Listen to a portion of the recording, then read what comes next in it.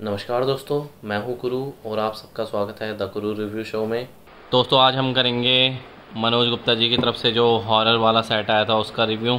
और उससे पहले मैं इन कॉमिक्सों का रिव्यू करूं तो दोस्तों मैं आपको बता देना चाहता हूं ये कॉमिक्स से काफ़ी पुरानी है, 20-25 साल पुरानी कॉमिक्स हैं। और जनरली इन कॉमिक्सों में आपको ज़्यादातर वही सारी चीज़ें मिलेंगी जो आपने मूवीज़ में भी देखी हो, क्या पता आपने कोई टीवी सीरियल में देखा हो, जैसे पुराने आते थे आपके आहट, एक्सोन, शी कोई है, तो उन सब में ऐसी कहानियाँ काफ़ी बार एक्सप्लोर हो चुकी हैं। इन कहानी में आपको कुछ भी नयापन नहीं दिखेगा। ऐसा ज़्यादातर जो स्टोरीज़ है दोस्तों वो एकदम ही फ्लैट है, मतलब उनमें ज़्यादा कुछ है नहीं, डायलॉग्स वायलॉग्स नहीं है, स्पीच बबल्स भी नहीं है। आप ज़्यादातर कॉमिक्स से इन जो भी हैं ये सारी ज़्यादा से ज़्यादा 10 या 15 मिनट में आप पूरी की पूरी पढ़ लेंगे। तो चलिए दोस्तों अब मैं आपको बता देता हूँ, इसमें टोटल दोस्तों 9 कॉमिक्स आई थी। और सबसे पहली कॉमिक्स है एक रात के मेहमान। तो एक एक करके सारी कॉमिक्स से देखेंगे। तो चलिए पहले एक रात के मेहमान को देख लेते हैं। तो ये दोस्तों फ्रंट कवर है और इसका संख्या नंबर है 0046। और अगर हम सेट डिटेल्स देखेंगे तो दोस्तों सेट डिटेल्स आप देखेंगे बिल्कुल ठीक है। इसके क्रेडिट्स देखेंगे तो लेखक है राजा जी, संपादक है मनोज गुप्ता जी, कला दिग्दर्शक है प्रताप मलिक जी और चित्रांकन है चंदू जी और प्रफुल्ल गाड़े जी का। तो इसमें दोस्तों एक बात और है, इसमें आपको जो मेन कैरेक्टर है उसका जो चित्र है वो आपको बहुत ज़्यादा अमिताभ बच्चन जैसा लगेगा। और इनफैक्ट जो इसमें कई बार बोला गया उसके द्वारा तो वो भी काफ़ी ज़्यादा फील होता है अमिताभ बच्चन जैसा। तो चलिए मैं आपको कुछ पेजेस दिखा देता हूँ। तो यहाँ पे आप देख सकते हैं हेयर स्टाइल बिल्कुल अमिताभ बच्चन जैसा है। और पहले जो दोस्तों मूवीज़ आती थी आपने देखी हो शायद, पुराना मंदिर वगैरह जो भी थी, बंदरवाजा वगैरह, उनमें भी पता है आपको हर कॉमिक्स में एक फ़नी कैरेक्टर दिख रहता था। पता नहीं वो क्या ट्रेंड था उस टाइम पे कि एक फ़नी कैरेक्टर रखते थे। तो इस कॉमिक्स में भी एक फ़नी कैरेक्टर रखा है जो अमिताभ बच्चन वाला जो कैरेक्टर है उसके साथ रहता है। तो चलिए दोस्तों मैं आपको प्लॉट की डिटेल दे देता हूँ। इसमें जो है इंद्रजीत अपने नौकर के साथ, फोकट राम होता है उसका नाम, और वो वही कैरेक्टर है जो दोस्तों काफ़ी फ़नी है इस कॉमिक्स में, उसके साथ वापस अपने घर की तरफ जा रहा होता है। और फिर एक रात में उनके साथ काफ़ी सारी चीज़ें होती हैं जो बहुत ही अजीब व गरीब होती हैं। तो आप कॉमिक्स पढ़ेंगे तो आपको पता चलेगा। अगर कॉमिक्स की स्टोरी वगैरह देखा जाए तो ठीक है दोस्तों, मैं ये नहीं बोलूँगा बहुत अच्छी थी, पर इतनी ख़राब भी नहीं थी। जैसे कि मैं आपको बता रहा हूँ कि ये अराउंड 30 साल पुरानी होगी तो उसके हिसाब से काफ़ी बढ़िया है। तो अगर इसको देने हुए तो दोस्तों मैं 5.5 देता हूँ नंबर। इसके बाद दोस्तों आती है आपकी नरबख्शी संगीत। इसका संख्या नंबर है 170। आप देख सकते हैं यहाँ पे थ्रिलर हॉरर सस्पेंस का लोगो भी लगा हुआ है। तो दोस्तों इसमें सेट डिटेल्स नहीं है। और अगर हम क्रेडिट्स देखेंगे तो कथानक है नरेश भाटिया जी का, संपादक मनोज गुप्ता जी, कला निर्देशन है प्रताप मलिक जी का, चित्रांकन है चंदू जी का और सलेख किया है विलास पालवनकर जी ने। चलिए मैं आपको जल्दी से कुछ इनसाइड पेजेस दिखा देता हूँ।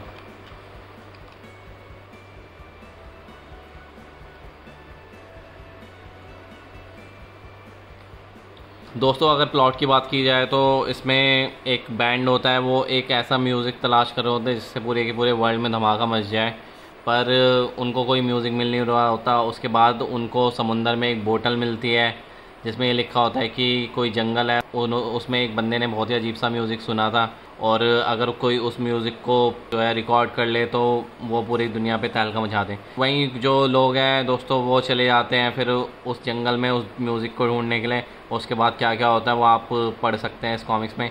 तो आप यहाँ पे भी देख सकते हैं इस कॉमिक्स का नाम भी नरबख्शी संगीत है। तो ऐसा दोस्तों कुछ ख़ास नहीं है ये कॉमिक्स, और मेरे को बिल्कुल ही नॉर्मल सी लगी। बहुत सारी कहानियाँ मैं ऐसी देख चुका हूँ। इनफैक्ट आहट में भी एक कहानी आई थी ऐसी म्यूज़िक को लेके जो मुझे याद है जहाँ तक। तो अगर दोस्तों इसको देने हुए तो मैं इसको 4.5 देता हूँ। इसके बाद दोस्तों खूनी ज़मीन आती है। इसका नंबर है दोस्तों 173। सेट डिटेल्स देखेंगे तो दोस्तों इसमें ठीक है। क्रेडिट डिटेल्स देखेंगे तो लेखक है तरुण कुमार वाई जी, कला निर्देशक है प्रताप मलिक जी का, चित्रांकन किया है चंदू जी ने और संपादक है मनोज गुप्ता जी। तो चलिए मैं आपको जल्दी से कुछ पेजेस दिखा देता हूँ इनसाइड के।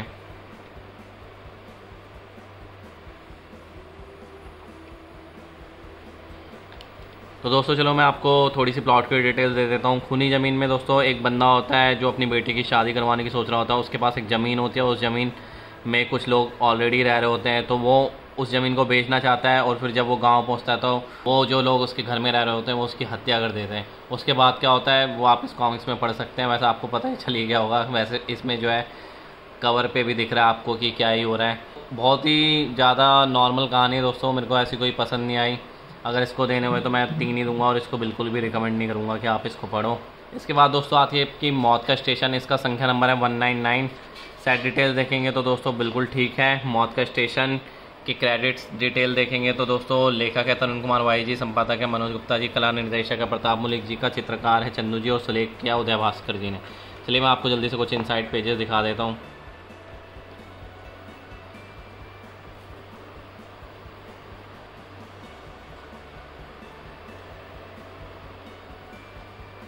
चलिए दोस्तों मैं आपको इसकी प्लॉट की डिटेल दे देता हूँ। मौत का स्टेशन में दोस्तों एक स्टेशन होता है जहाँ पे एक भूत जो है लोगों को मारने लग जाता है, फिर उस स्टेशन पे ट्रेन भी नहीं रुक रही होती। तो क्या है इसके पीछे का राज, यही है कॉमिक्स में। और अगर आप देखा जाए तो कॉमिक्स तब भी जो है अबव पार कहूँगा मैं बाकी की कहानियों से। तो एक अच्छी स्टोरी है, ऐसा नहीं है कि इसमें आपको कुछ ज़्यादा मसाला वसाला मिल रहा है, पर फिर भी ठीक ठाक है। अगर इसको देने हुए तो दोस्तों मैं इसको 6 नंबर देता हूँ। इसके बाद दोस्तों आती है आपकी हत्यारी गेंद। इसका नंबर है संख्या 0208। सेट डिटेल्स इसमें दोस्तों नहीं है, यस इसमें दोस्तों सेट डिटेल्स नहीं है। अगर इसके क्रेडिट डिटेल देखेंगे तो कथा लिखी है तरुण कुमार वाई जी ने, चित्र है धम्मी जी और विनोद जी का, संपादन किया मनोज गुप्ता जी ने। तो चलिए दोस्तों मैं अब आपको जल्दी से कुछ पेजेस दिखा देता हूँ।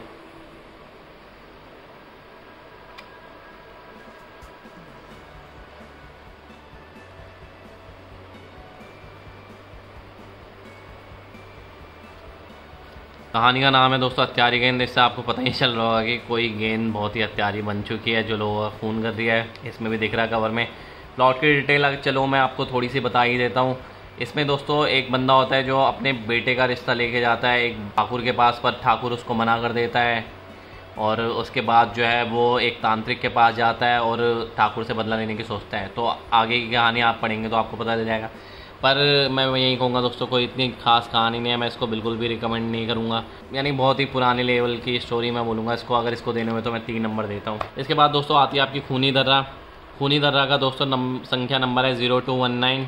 इसमें दोस्तों आपको सेट डिटेल नहीं मिलेगी। अगर आप देखेंगे इसके क्रेडिट डिटेल तो लेखक है तरुण कुमार वाई जी, चित्रांकन है धम्मी जी और विनोद जी का, संपादन किया मनोज गुप्ता जी ने। चलिए मैं आपको जल्दी से कुछ इनसाइड पेजेस दिखा देता हूँ।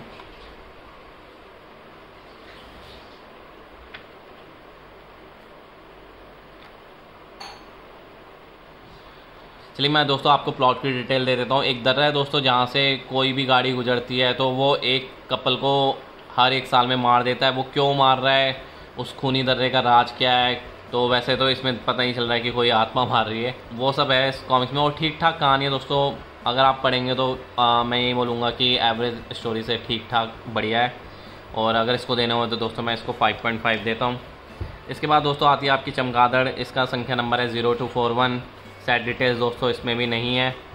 और क्रेडिट डिटेल देखेंगे तो दोस्तों लेखक है तरुण कुमार वाई जी, संपादक किया मनोज गुप्ता जी ने, कला निर्देशन किया है इसका प्रताप मुलिक जी ने, चित्रकार है इसके चंदू जी और सुलेख किया उदय भास्कर जी ने। तो चलिए मैं आपको कुछ इनसाइड पेजेस दिखा देता हूँ।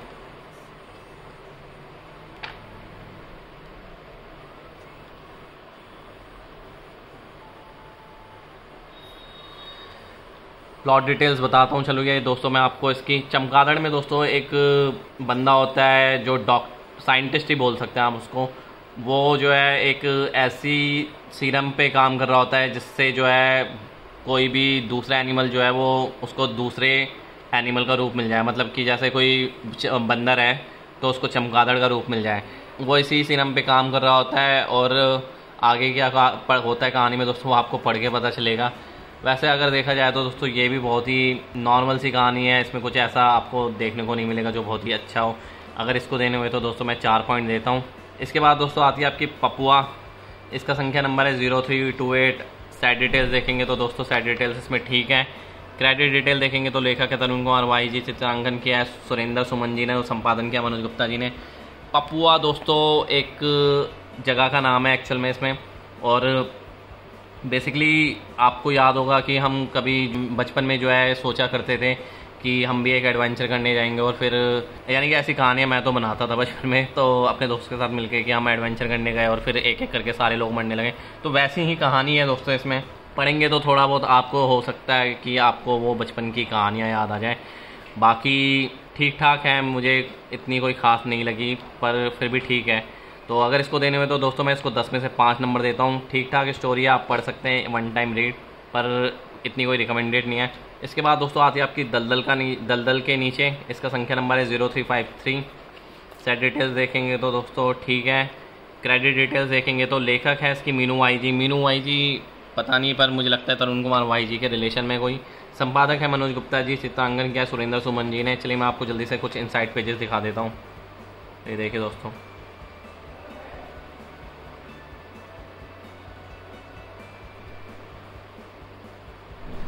कुछ दोस्त होते हैं दोस्तों जो एक लाश को ठिकाने लगा रहे होते हैं, और जब वो वापस आते हैं अपने घर को तो उनको जो है एक लेटर मिलता है, साथ में कुछ फ़ोटोज़ मिलती है, जिसमें वही फ़ोटोज़ होती है जब वो लाश को ठिकाने लगा रहे होते हैं।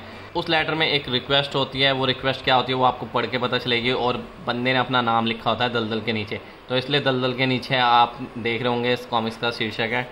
अगर दोस्तों देखा जाए कहानी वाइज तो ठीक ठाक कहानी है, पर थोड़ा बहुत वहीं आपको पता है सुपर नेचुरल एलिमेंट रहते हैं, कोई ना कोई मर रहा होता है या कोई कुछ ना कुछ, यानी मरना तो है ही, हर कहानी में कोई ना कोई तो मरेगा ही इसमें, अगर थ्रिलर हॉरर सस्पेंस है तो। ठीक ठाक है दोस्तों, ऐसी कुछ खास नहीं है, तो 5 नंबर इसको भी मैं देता हूँ। अगर दोस्तों आप मुझसे पूछेंगे इन सारी कॉमिक्सों में कौन सी रिकमेंडेड है और कौन सी नहीं, तो मैं यही बोलूँगा दोस्तों कि ये सारी जितनी भी है, मैं इनमें से खाली आपको जो रिकमेंड करूँगा वो होगी आपकी एक रात के मेहमान, क्योंकि थोड़ी ठीक ठाक स्टोरी है इसमें। खूनी ज़मीन बिल्कुल भी रिकमेंडेड नहीं है दोस्तों। नरबख्शी संगीत जो है मैं इसको रिकमेंड नहीं करूँगा इसको भी, फिर भी आप एक बार इसको चाहे तो पढ़ सकते हैं। मौत का स्टेशन बढ़िया है तो एक बार उसको आप पढ़ सकते हैं। हथियारी गेंद बिल्कुल भी रिकमेंडेड नहीं है। पपुआ जो है आप अगर सोचते हैं कि यानी कि आपको थोड़ा बहुत अपना बचपन की स्टोरीज रिलीव करनी है तो शायद आप पढ़ सकते हैं। दलदल के नीचे भी आप पढ़ सकते हैं। चमगादड़ दोस्तों बिल्कुल भी रिकमेंडेड नहीं है। खूनी दर्रा भी आप पढ़ सकते हैं। तो 5 कॉमिक्स से हैं दोस्तों इनमें, मौत का स्टेशन, एक रात के मेहमान और खूनी दर्रा। बाकी पप्पू और दलदल के नीचे इतनी रिकमेंडेड नहीं है, तो फिर भी आप इनको एक बार के लिए पढ़ सकते हैं। पर ये तीनों आप, मैं कहूँगा कि आप इन तीनों को पढ़ सकते हैं। तो दोस्तों ये था मेरा मनोज गुप्ता जी की जो थ्रिलर हॉरर सस्पेंस की कॉमिक्स आई थी उनका रिव्यू। अगर आपको ये रिव्यू अच्छा लगे तो आप इस वीडियो को लाइक करें, साथ में शेयर करें। और अब जो है दोस्तों अगला सेट रिव्यू मैं करूँगा योद्धा की कॉमिक्स होगा, और उसके बाद हम आएंगे सर्वनायक पे। तो जल्दी ही सर्वनायक का भी जो है मैं रिव्यू स्टार्ट करने वाला हूँ दोस्तों। तो चलिए तो मिलते हैं आपसे अगली वीडियो में, तब तक के लिए धन्यवाद।